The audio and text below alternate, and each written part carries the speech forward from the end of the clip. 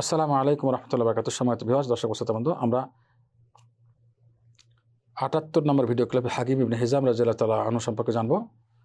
তার নাম হাকিম ইবনে হিজাম বিন খুয়াইলিদ বিন আসাদ বিন আব্দুল উজ্জা বিন কুসাই আল আসাদি। খাদিজা রাদিয়াল্লাহু তাআলা আনহা মহানবী সাল্লাল্লাহু আলাইহি ওয়াসাল্লামের স্ত্রী। তিনি তার ভাতিজা, তার ভাই ছিল হিজাম বিন খুয়াইলিদ, তার ভাইয়ের বেটা হাকিম। হাফেজ যাহাবী বলেন, ফতে মক্কার দিন তিনি ইসলাম গ্রহণ করেছেন এবং তার ইসলাম খুব সুন্দর হয়েছে। হুনাইন এবং তায়েফের যুদ্ধে অংশগ্রহণ করেছেন। কোরাইশদের সবচেয়ে সম্মানী ব্যক্তিদের মধ্যে তিনি ছিলেন এবং জ্ঞানী এবং বংশীয় ব্যক্তিদের মধ্যে তিনি। খাদিজা তার ফুফু রাদিয়াল্লাহু তাআলা আনহা, উম্মুল মুমিনিন খাদিজা রাদিয়াল্লাহু তাআলা আনহা তার ফুফু, এবং জুবাইর ইবনে আওয়াম তার চাচাতো ভাই, উচ্চ বংশীয়। মুসা ইবনে উকবা আবি হাবিবা জুবাইরের একজন দাস থেকে বর্ণনা করেন যে আমি হাকিম ইবনে হিজামকে বলতে শুনেছি যে আমি ফিল অর্থাৎ হাতির বছর, কাবাগার যে হাতিওয়ালা আসছিল কাবাগার মধ্যে, হাতির বছরের 13 বছর আগে আমার জন্ম হয়েছে, অর্থাৎ মহানবী সাল্লাল্লাহু আলাইহি ওয়াসাল্লাম থেকে তিনি বড়।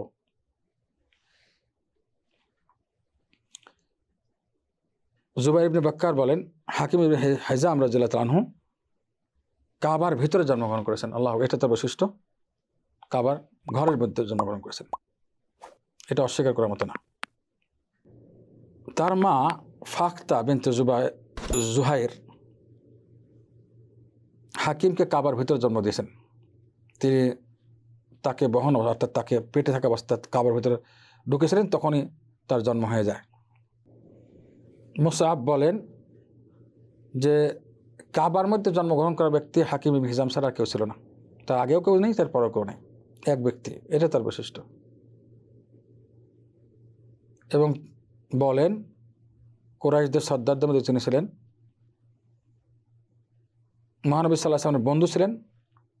রাসূলুল্লাহ সাল্লাল্লাহু আলাইহি ওয়াসাল্লামের নবুয়ত প্রাপ্তির আগেও তাকে খুব ভালোবাসতেন এবং নবুয়ত প্রাপ্তির পরেও, আগেও ভালোবাসতেন, পরেও ভালোবাসতেন। কিন্তু তার ইসলাম গ্রহণে লেট হয়েছে। মক্কা বিজয়ের দিন ইসলাম গ্রহণ করেছেন। তো ইসলাম গ্রহণের পূর্বে মহানবীকে ভালোবাসতেন তার বন্ধু হিসেবে এবং পরে ভালোবাসতেন। জুবাইর বলেন, ইসলাম এসেছে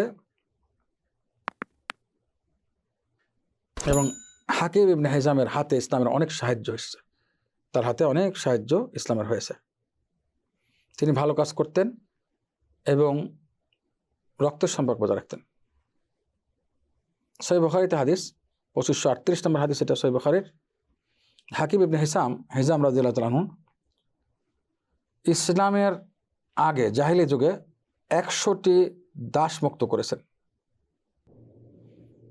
এবং ইসলাম গ্রহণের পরেও তিনি 100টি দাস মুক্ত করেন।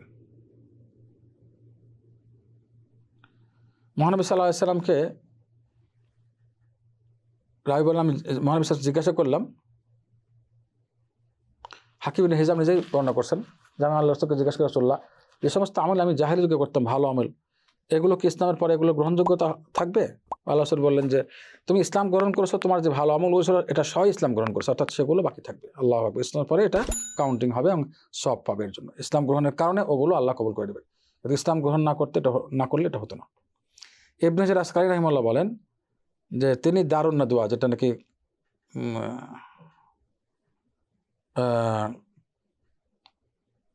যেটা নাকি মুশরিকদের যেখানে আলোচনা হতো, হল রুম ছিল, এটাকে খরিদ করেন 100 দিরহাম দিয়ে। তখন তার ফুফু বলেন যে হে আমার ভাইয়ের ছেলে, ভাইপুত, তুমি এটা খরিদ করেছো, জান্নাতের একটি ঘর খরিদ করেছে। এটা ইসলামের জন্য তিনি এটাকে দিয়েছেন, এটা খরিদ করে বিক্রি করে ইসলামের জন্য বিক্রি করেছেন। এই কথা শুনে জান্নাতের একটি ঘর খরিদ করে সেটা বিক্রি করে তুমি, এর কথা সমস্ত দিরহামগুলো তিনি সদকা করে দেন, দান করে দেন। তিনি বংশীয় জ্ঞানের অধিকারী ছিলেন এবং আরবদের খবর সম্পর্কে এবং আরবদের বংশের জ্ঞান ছিল তার। এটা তিনি অন্যান্য বর্ণনা আসছে যে আবু বকর থেকে শিখেছেন। আবু বকর সবচেয়ে বেশি বংশীয় জ্ঞান তার ছিল, আরবদের বংশের এবং নসব মুখস্থ রাখার জ্ঞান ছিল, এবং তিনিও এরকম ব্যক্তি ছিলেন। তার মৃত্যু হয়েছে, তার মৃত্যুর তারিখ নিয়ে মতানৈক্য আছে। কেউ কেউ বলেছেন যে 50 হিজরিতে তার মৃত্যু হয়েছে, কেউ বলেছেন 58 হিজরিতে, কেউ বলেছেন 60 হিজরিতে। ইব্রাহিম ইবনে মুনজির বলেন 120 বছর তিনি জীবিত ছিলেন। সুবহানাল্লাহ। ইমাম বুখারী তারিখুল কবির উল্লেখ করেছেন তিনি মারা গেছেন 60 হিজরিতে এবং তখন তার বয়স ছিল 120 বছর। কথাগুলো রেফারেন্স হলো আল ইসাবা কিতাব ইবনে হাজার আসকালানির এবং হাফিজ যাহাবের সিয়ার আলাম নুবালা, ইবনে আথিরের উজদুল গাবা এবং সিজারাতুদ যাহাব। আসসালামু আলাইকুম ওয়া রাহমাতুল্লাহি ওয়া বারাকাতুহু।